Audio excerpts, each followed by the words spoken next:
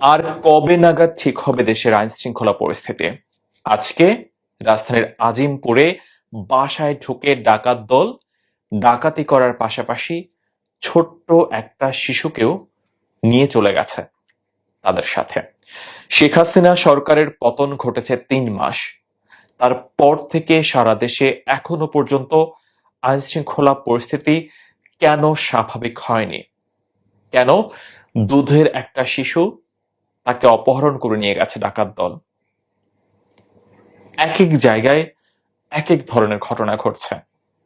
আর কবে নাগাদ আইন শৃঙ্খলা পরিস্থিতি ঠিক হবে, আর কত সময় দিতে হবে অন্তর্বর্তীকালীন সরকারকে?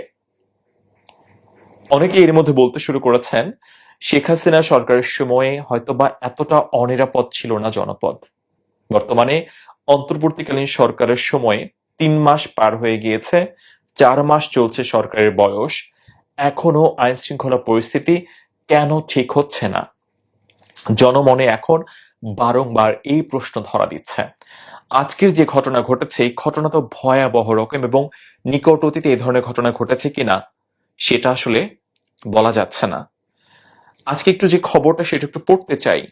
রাজধানীর আজিমপুরে বাসায় দিনে দুপুরে লুটপাট চালিয়ে একটি ফুটফুটে শিশুকেও নিয়ে গেছে ডাকাতেরা।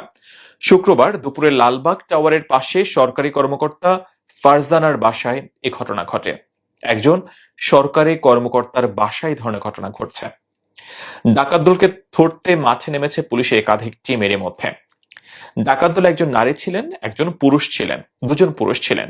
তারা সাবলেট নেয়ার কথা বলে প্রথমে ওই বাসায় ঢোকেন। এক পর্যায়ে অস্ত্রের ভয় দেখিয়ে টাকা পয়সা ও স্বর্ণালঙ্কার নেয়ার পাশাপাশি ফারজানার একমাত্র বাচ্চাকেও তারা অপহরণ করে নিয়ে চলে যায়।